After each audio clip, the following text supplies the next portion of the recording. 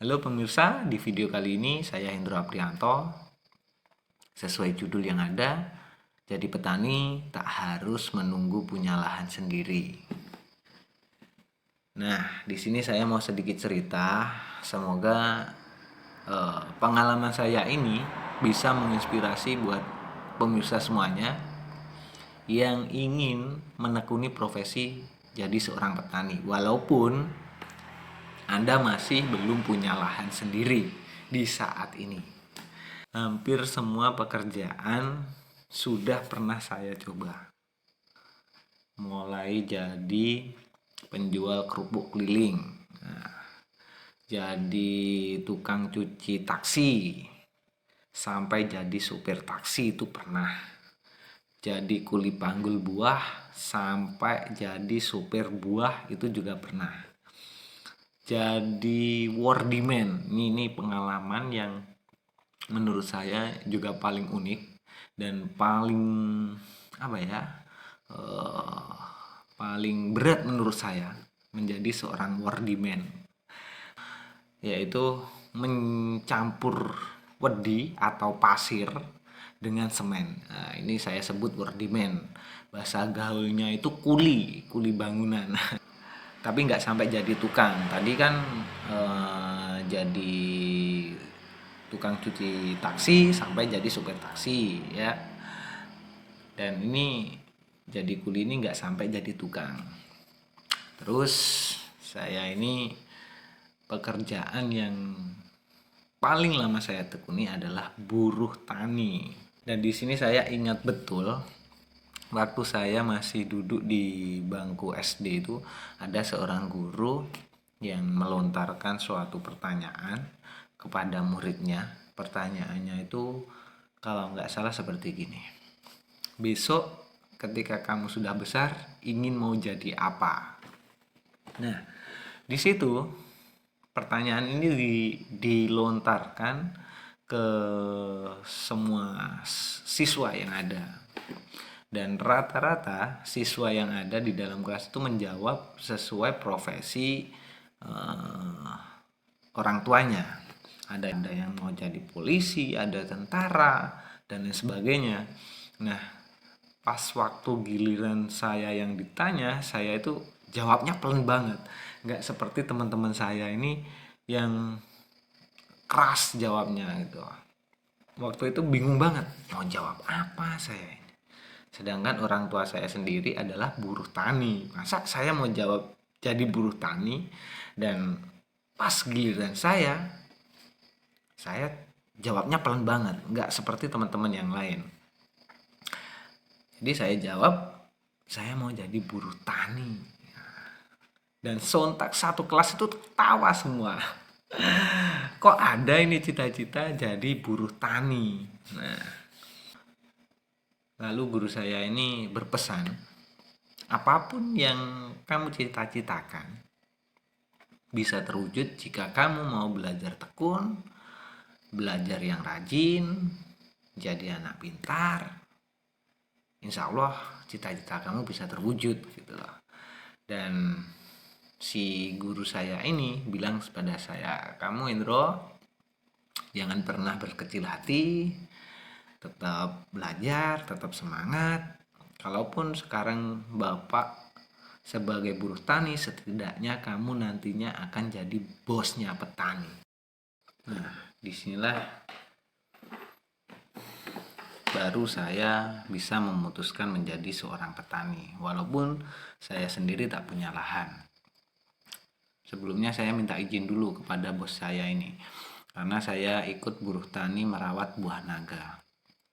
Saya minta izin, bilang ke sama bos saya ceritakan karena saya ini ikut sudah lama, ilmu merawat buah naga saya juga sudah punya.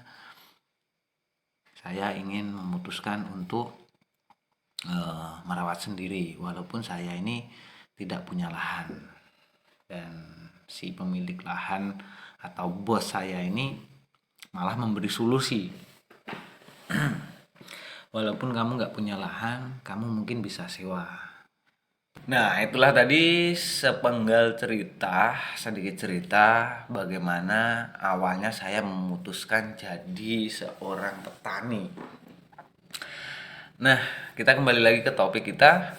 Jadi petani tak harus menunggu punya lahan. Nih, syarat penting pertama, Anda harus ada niat dulu untuk mau jadi petani. Apapun pekerjaannya, yang penting ada niat dulu. Berhasil enggaknya, ya kita namanya juga usaha apapun ada untung ada rugi, itu pasti ada semuanya, dan tak luput juga dengan usaha pertanian.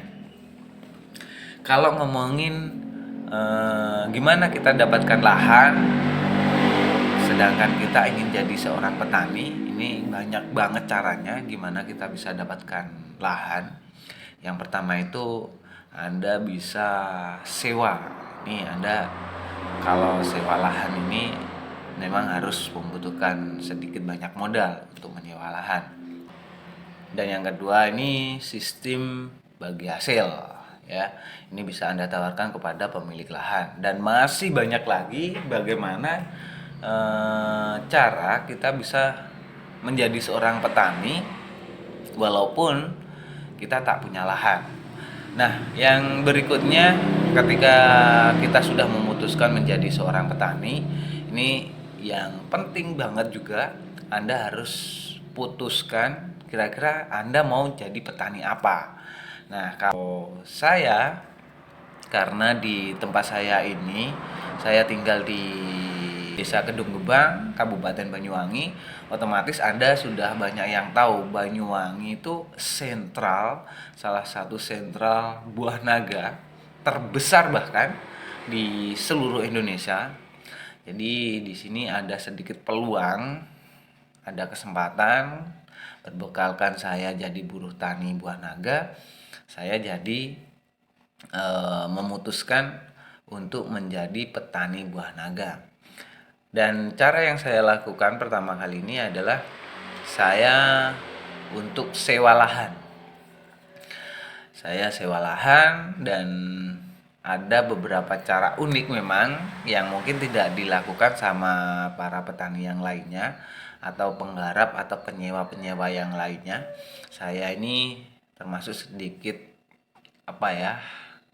mencari cara bagaimana mendapatkan lahan, lokasi lahan ini dengan harga yang murah banget.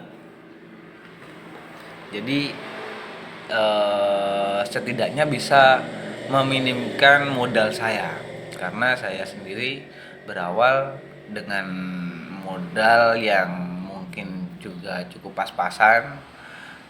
Ini kisaran 15 jutaan lah awal modal saya untuk menjadi petani buah naga dengan sistem sewa. Nah, caranya nanti gimana?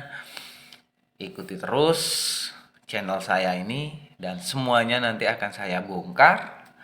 Jadi jangan lupa subscribe channel saya agar bisa berkembang. Dan nanti bagaimana cara saya mendapatkan sewa lahan dengan harga yang murah, bagaimana cara saya merawat buah naga, bagaimana saya bisa memaksimalkan buah naga saya. Jadi Anda bisa mengikuti semuanya. Oke, terima kasih. Itulah tadi sedikit cerita saya bagaimana saya bisa memutuskan menjadi seorang petani. Cukup sekian video kali ini. Sampai ketemu di video berikutnya. Salam petani muda.